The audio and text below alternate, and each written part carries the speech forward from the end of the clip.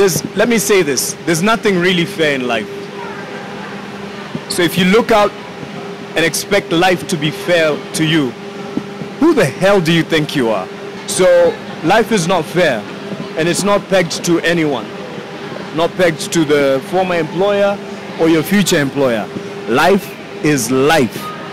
Deal with it, move on.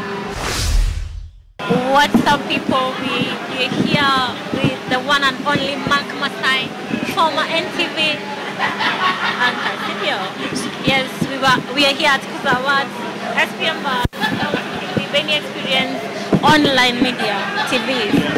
So, Masai, first before we even do anything, please introduce yourself for any new baby who's born and never got to see you on TV. All right, my name is Masai. I'm a journalist by training, but I'm now into public relations. But really, for that baby who's just born, I'm a man who's finding his way in life and loving the journey so far. But to that person in the profession of communication, I'm now in public relations and doing one or two things in the entertainment sector, but we can get into that in the discussion in your interview. Okay, so Masai, my first question straight goes to you, because you've already said you moved from being an anchor and now you're doing something different. What could you say? Is there freedom where you are better than being an anchor? I'll just say it's a different space, it's a different experience, it's different boundaries. It's not the same as what you'd had of legacy media. So right now I'm also doing a podcast with Semabox. It's called The Social Newsroom. And what we have there is, in terms of restrictions of time, of the types of conversations we can have, it's not as restrictive because we are not bound by a particular company policy. Not that we don't have ethics, we still follow the journalistic ethics of good taste as well, minding the people who would watch our channel on YouTube. But so it's not like I was bonded, but I was committed to a former employer, and there are some terms and conditions around that. So now those terms and conditions don't apply to me, and I'm trying something out different, and it's growing, and I thank God. So you're here at Kuza Awards. You've already had a broadcast. Could you say online, probably online media or online TV is the next big thing, better than someone sitting at home watching TV, or what could be your take on that? Online TV is not the next big thing. It's the thing. So if you don't know, I don't know what you're doing, because even right now, people consuming the brands that are known as legacy media, many of them have transitioned to consuming it online, right? On YouTube, on those live platforms. So it's not like a set-top box where they turn it on at a particular time. They catch it when they want. So online is the it. We're in there. It's all about doing something that will be consistent and will speak to a particular target audience. So the trade doesn't change. So what does it feel like being on this other side of the bench and being asked questions and responding to them? Well, it feels, you anticipate it. It feels good that I could have something to say. Someone would want to hear what I say because I'm mostly saying something about someone else. Now I'm saying something about myself. So it says something. There's a following, there's credibility. So it actually is some validation. Yeah. So the government is taxing 3% on content creators. And it's not like they are saying it's a bad thing, but are they giving them big space or providing the avenue so that they can raise the 3% tax from the content creators? Do you think they are doing enough to support them for them to tax the content creators? I wouldn't say that the environment for content creation is a perfect environment or ideal. There's a lot that can be done to make it more easy to penetrate and grow. But to be honest, there has been a lot of freedom to just do what you'd want to do online, and it has been a long time coming. I'm not saying it's right, it's wrong, it's not comfortable, definitely, but it's been a long time coming. But I don't think it will stop content creation. If anything, it will push the content creators to ask more of the people who come to them to put out their products. So let's just say the ticket price will change, will go higher. So, and even the corporates are aware about this. It'll happen. We'll just have to tweak one or two things. But as long as it doesn't change the fact that we are producing content online, which is what I support a lot, and that's what we've actually introduced in the Kuza Awards, and I'm really glad about that.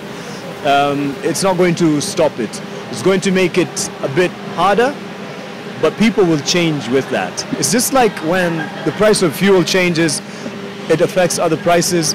So the price has changed, people still continue buying that. So it will not affect content creation. People will just adjust to it. Okay, you are used being on the screen. Now you're doing your things behind, not behind really, but you're not on the limelight per se. What do you think is there any challenge you're facing? Are you okay? You know, something like that. Just no, it's again, I'm okay, very much okay. It was a shocker what happened because it wasn't according to me, my timing. I wasn't going to be in a newsroom forever, and I was transitioning anyway, but it wasn't according to my timing. But I'm actually in touch with my brand and myself in terms of what my worth is as Mark Masai, the brand, more deliberately and going out there. And there is a good feedback from the market, and I'm very happy with the feedback I'm getting. And so it's actually been a point and a journey and a space of appreciating that my value is so bigger than I thought it was, so much bigger. Yeah. So what is like your future as Mark Masai, your broadcast? You say you're also running something, your businesses. What is your future like? So my future is, I trust bright. I'll just keep being Mark Masai, still the same OG. Even though I might have been on TV and now not quite on TV, I'm still the same OG, Mark Masai, and you can expect more activation of my brand online, whether it's in influencing, the content creation, acting. Look out for the screens in July 7 on Showmax. There's something coming. And it's all about really putting out the different facets of my brand that I wasn't quite able to explore before. Wow, maybe you can talk to a young broadcaster, someone coming up, you know, a young content creator, someone who's trying to find themselves out, and maybe advise Kenyans and all that, and maybe we can close with that. I'll tell you, don't look for an employer for you to feel that you have what it takes for your future. You can be your own employer. Nothing wrong with pursuing an opportunity if you get an opportunity on a channel. Go for it. It opens your mind, gives you the platform, and I love and I appreciate the employers that have been in my career, because they made me who I am. It takes someone's effort, but they made me who I am by putting me out there, giving me a platform. But to those students coming up, and I've been telling them for years whenever I meet them, don't tell me you want to be the next Mark Masai. Don't tell me you want to come to this station or this station. Today you have a platform.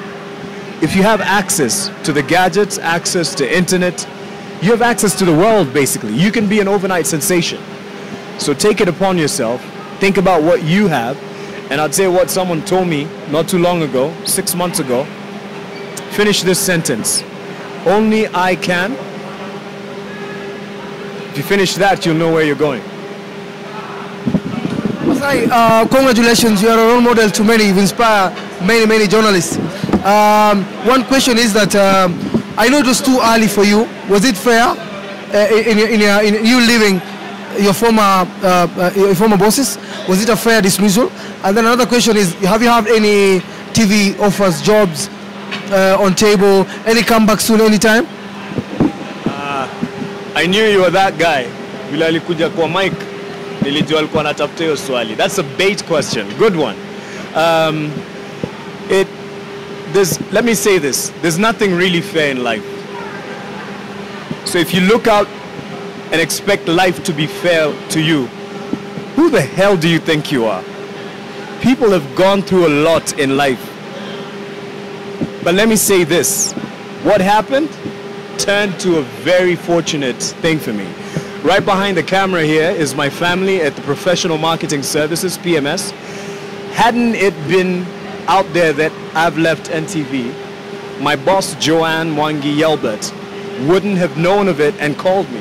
And now I work with a great team that is behind there, doing a lot of communication, public relations, marketing, BTL, franchising, that I wouldn't, or merchandising, that I wouldn't have learned hadn't I left NTV. So life is not fair, and it's not pegged to anyone.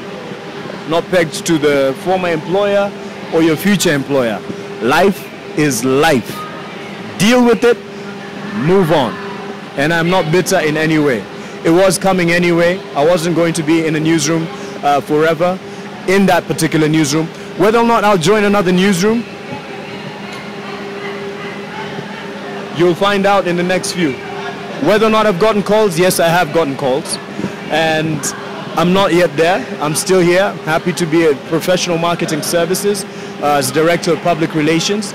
But you never know what the opportunities might hold. In fact, this interview with you guys might be a platform where someone else sees me and says, hey, I think I want to work with him in this way. And again, in my space, I'm free to explore. I could still be in PR and still have a platform with someone, you know? Heck, I could even join you guys. You never know. You never know. Okay, maybe a parting shot. I think I'll go back to that line. Ask yourself, only I can. What can you do that no one else can do it like you can?